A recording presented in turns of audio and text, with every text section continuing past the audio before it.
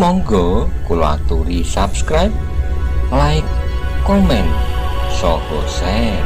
Matur nuwun.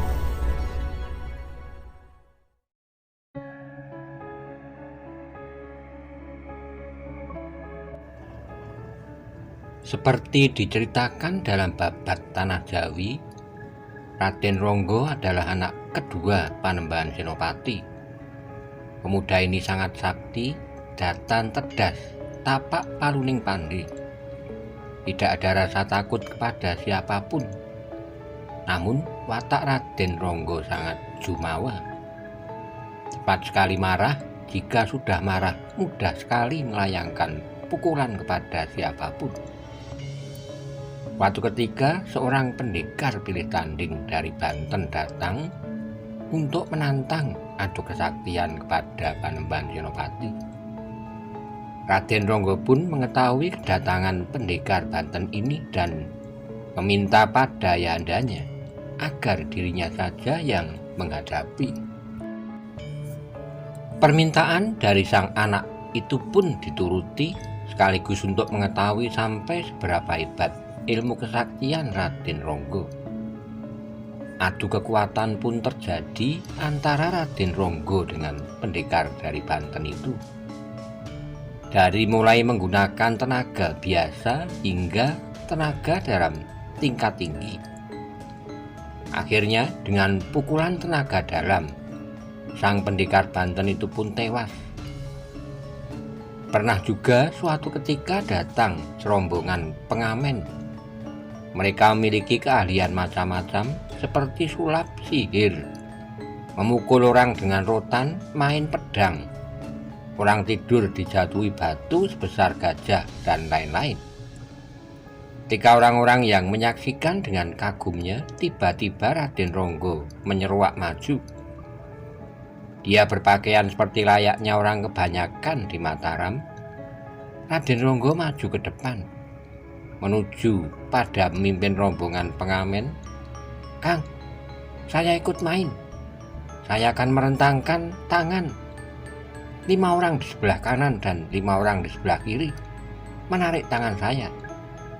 Kalau kalian berhasil menarikku, saya beri upah uang," tantang Raden Ronggo dengan gagahnya.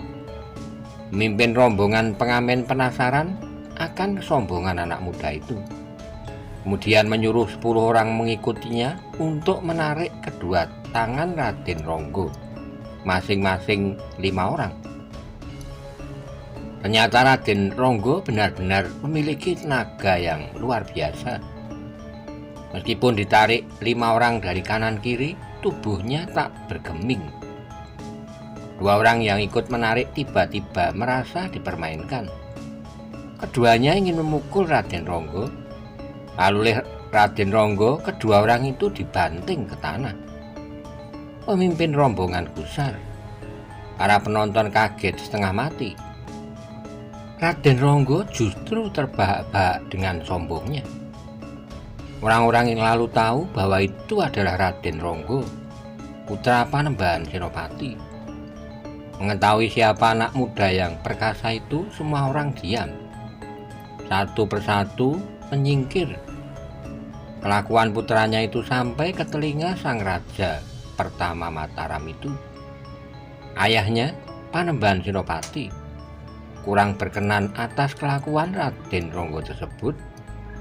Lalu Raden Sutawijaya ini pun menasihati putra pertamanya itu agar jangan sering pamer kesaktian, karena di atas langit masih ada langit. Panembahan Senopati lalu menguji Raden Ronggo untuk mematahkan jari telunjuknya. Raden Ronggo pun menerima tantangan ayahnya itu. Akhirnya dengan sekuat tenaga dia mencoba mematahkan telunjuk ayahnya.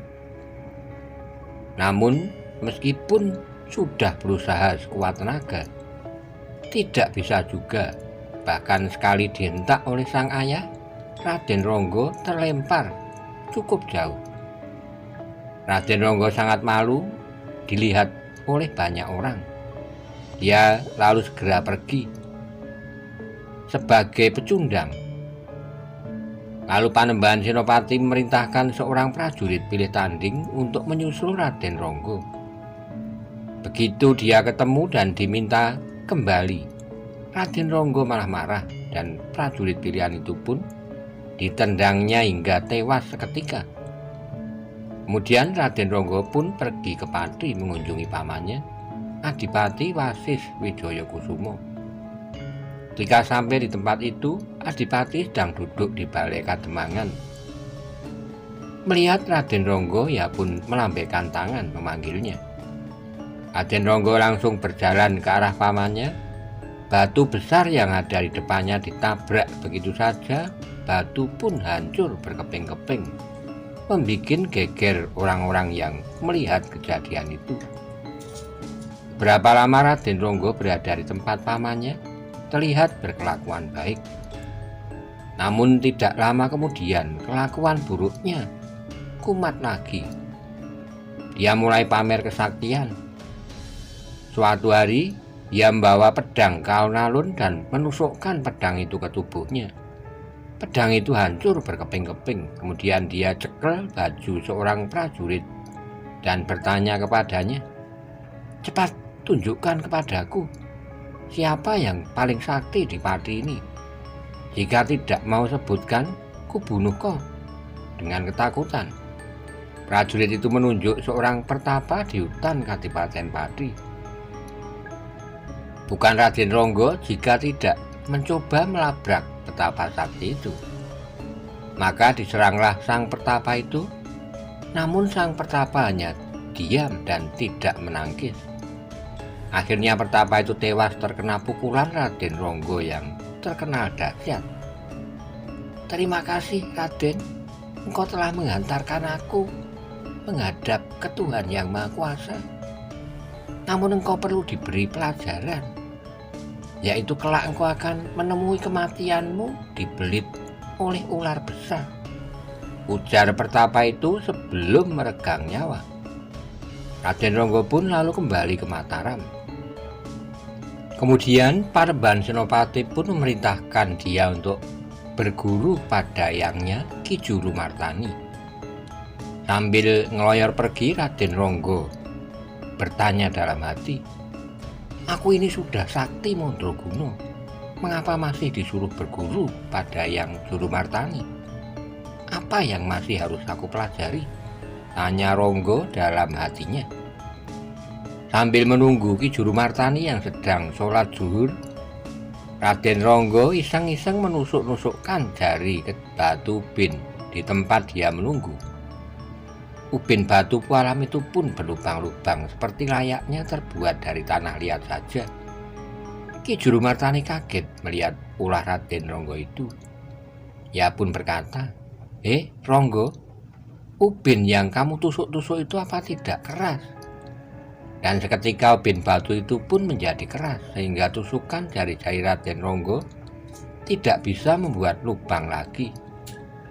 Raden Ronggo pun berkata dalam hati, "Benar apa yang dikatakan ayahku, kesaktian yang ini melebihi diriku." Ia pun mau menimba ilmu di situ dan semakin sakti.